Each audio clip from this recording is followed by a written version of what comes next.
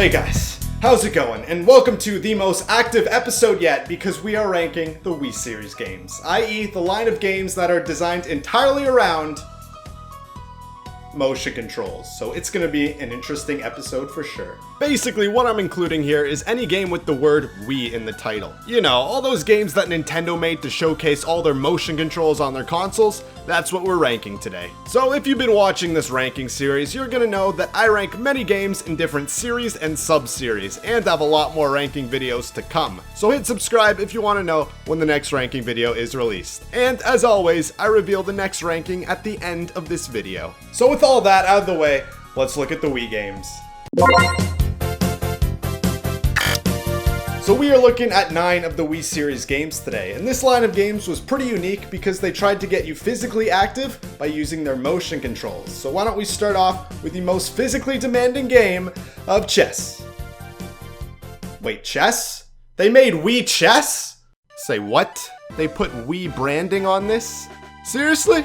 I mean, the game works, the game's fine, but the game's just chess. What more do you really want me to say? Do you like chess? Well, then you'll like this. Even as I'm talking in this segment, I'm still confused about this game. This is the only Wii Series game where you can't use your Miis, and everything is a 2D image. There's not a single piece of 3D here. Also, get this, right? This is the only game in the series without any motion controls. What? I thought that was the point. I'm getting more confused the more I talk about this. There's really no Nintendo charm or anything else extra in this game. It's just chess, alright? I mean, it'd probably be easier just to get a board and set up the pieces for chess. Okay, come on, enough of this. I'm sure you know what to expect out of this game. Next.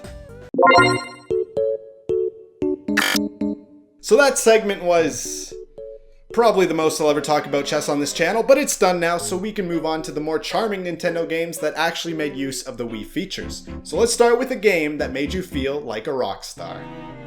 Well, it tried to make you feel like one at least. Wii Music.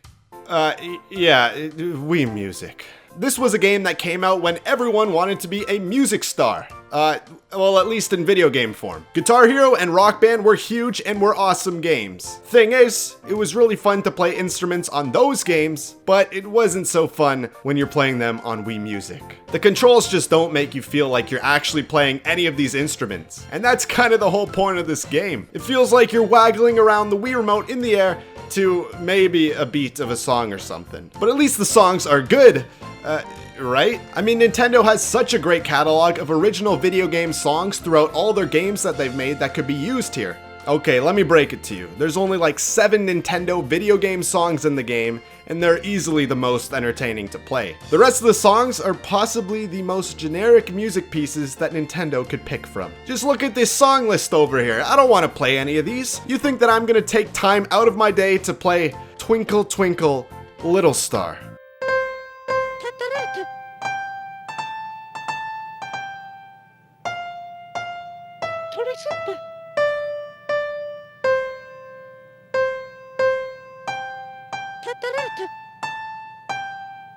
No, I'm not. Like, come on, not even kids would want to boot up this game just to play, Happy Birthday. Maybe if you're like 5 years old or something, but that's probably because you only know 10 songs in total, but anyone older than that isn't gonna want to play these. Like, this game wasn't a bad idea on paper, a more casual rhythm-esque game, and I can at least appreciate the amount of different instruments they let you choose from, but none of them really feel like you were playing the instrument, just shaking around the Wii remote to somewhat of a beat. You don't even have to follow the rhythm that much, to be honest.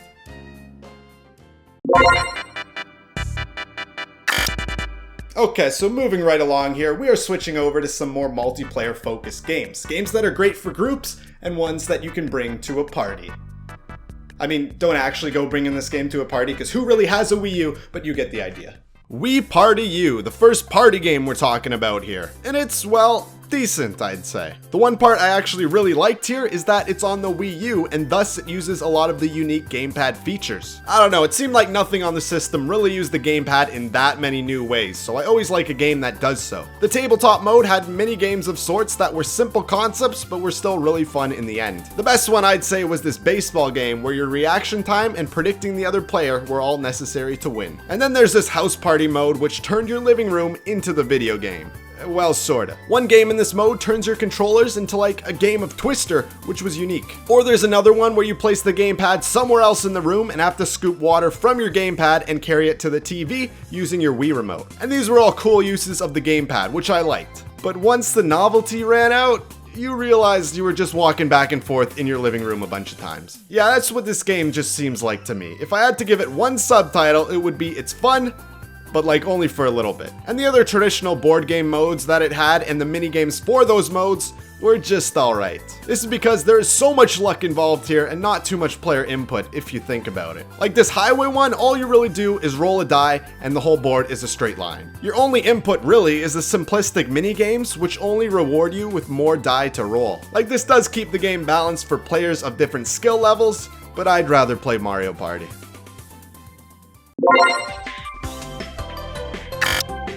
So yes, that was Wii Party U. Kinda interesting to see Nintendo get into another party series of games other than Mario Party. So why don't we just continue this party trend here with the original Wii Party.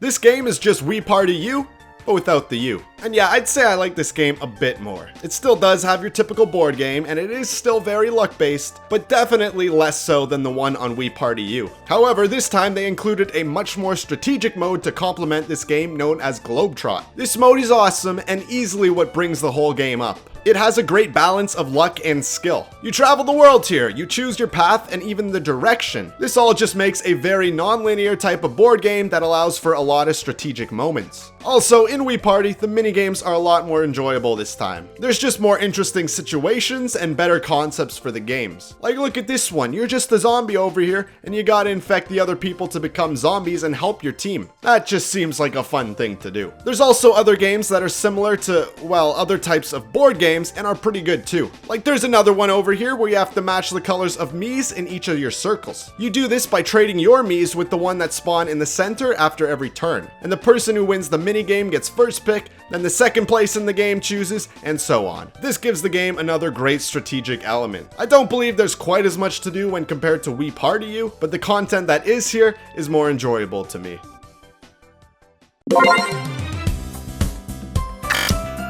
So now we're getting into what this video is all about. Moving around, motion, and getting into shape. Getting fit, I guess. I mean, yeah, sure, motion would do that. So let's talk about Wii Fit. In this entry, I'm actually grouping Wii Fit, Wii Fit Plus, and Wii Fit U in one segment. This is just because they are a very similar concept, even sharing a lot of the same modes and minigames between the different versions. Plus, I mean, come on, how long do you really want me to talk about Wii Fit for in one video? Anyways, with all this motion ordeal involved with the Wii, Nintendo thought of using this to get people in shape while they do yoga poses and play various fitness minigames. It was a cool and innovative concept, I'll say. You know, a lot of people hate going to the gym, but a lot of people also like video games, so why not make the gym a video game? And even though a lot of these mini games can be very simple, it can be fun to work them into your fitness routine. Some of these definitely will give you a good sweat and are replayable. It also gives you a bunch of fitness results and weight statistics, but their measurements can be a bit wonky. But the thing is, right, this isn't replacing traditional workouts anytime soon. Sure, to many people the benefit is you'll have more fun working out because it's a game, but you're not gonna get as good of fitness results. Well, I think at least. I mean, I don't really know. I don't use Wii Fit to work out. I just go to a gym. How am I even supposed to rank these fitness games? Are you looking for a way to replace a traditional workout? Then Wii Fit probably won't do that. Or are you a gamer? Then you'll probably get bored of this after a while. But I'd say realistically, the best way to use this game is to go to a gym and then play this on a few occasional days on your workout schedule. Hopefully. I mean, that just sounds the best to me. I don't know, I'm not a fitness trainer or a nutrition expert. Why are you asking me all this fitness advice for? Okay, that's it, I'm done here. No more fitness advice on this channel, I swear. Okay, so let's get this thing moving along here with just 4 games left. And oddly enough, these last 4 games all come from 2 different, I guess, Wii sub-series, I'll call them. The Sports Series and the Play games. So why don't we start off with the Play games, more specifically, Wii Play. This game's alright. Okay, yeah, that's about a pretty accurate description. This time we have 9 mini games here, and I mean that they really are mini games, because there's not that much to them and are a lot simpler. This time they are more arcadey in nature, focusing on high score types of games with one concept that keeps increasing in difficulty. One thing I like about this game though is how they really focused on creating the mini games based on the Wii's capabilities and limitations. This made pretty well all the games feel responsive to control and not like you're just waggling around the Wii remote. And because of this, some of them can actually be really fun to play multiple times to beat your high score. Like there's a well-made target game, a surprisingly fun matching me game, and a tank shooter game, which is like the best minigame on the collection, easily. The levels in the tank one offer a bunch of variety and interesting challenges. Most levels introduce a new color of tank enemy that all have different AI and try to kill you in different ways. This game actually requires a lot of strategy and provides a great challenge, especially in the later levels. And while I can say all these good things about the games, there are still some games that can feel, let's say, a bit too simplified and boring. This fishing one over here is a literal snooze fest. Wait for a fish, then pull a fish. That's it. I don't know, maybe I just don't like fishing. And some of the other games can just feel like you're barely doing anything, and it's, well, just boring to play these types of games longer and longer to get a high score. But overall, I would say most of the games do provide some interesting interaction, but there are a few that, yeah, I'd rather skip.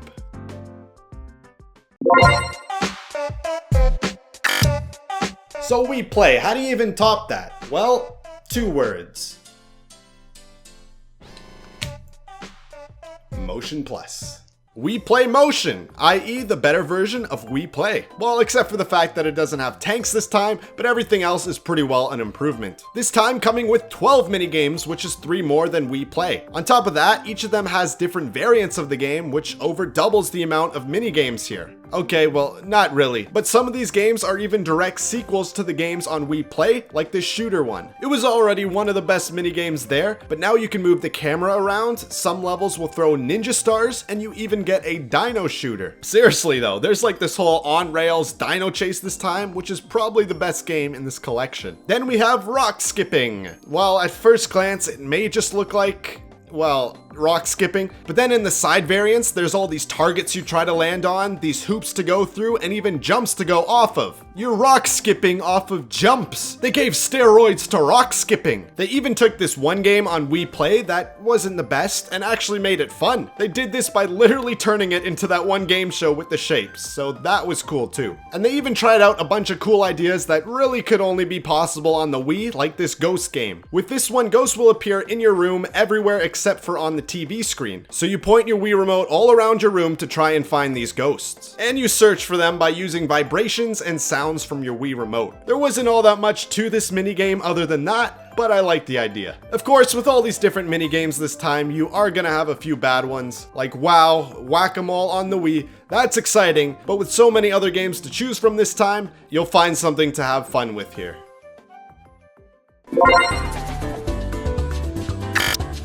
Okay, so just 2 games left here, and as you can see, I'd say the best way that they used the Wii remote was in the sports games. The motions just felt the most natural here. So let's get on to one of those games known as Wii Sports. Yes, you know the deal, you know the drill here. You've statistically probably already played this game since it's one of the best-selling games ever, so you know what it's all about. It just takes 5 sports that everyone knows and makes them playable with Wii motion controls. Like technically, sure, this game didn't have that much, but it achieved everything it was going for. The use of motion controls was actually well done. Each sport was chosen based on what the Wii remote could actually detect.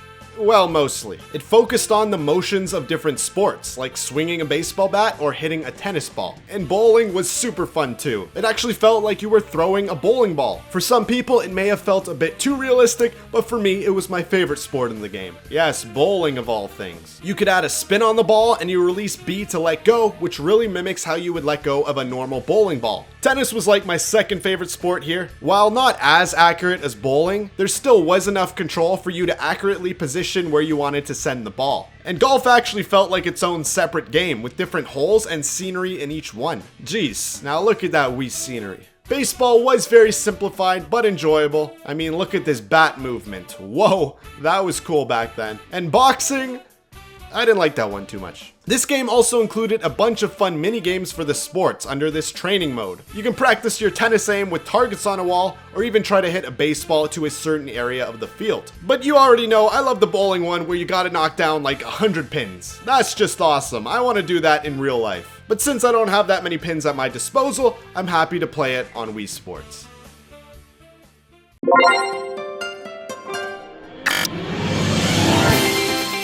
Wii Sports Resort is actually a surprisingly fun game, and honestly it seemed like they put a lot more into this one than the other games in the series. All the games were fun and unique in their own right, while at the same time keeping to one common theme. This theme being, of course, a vacation island. See, this time all the games took place on this island in different sections. This really brought everything together in the game, giving it a unique atmosphere that only this Wii Series game did. And Nintendo clearly liked this place because they kept bringing back Woohoo Island in many other games.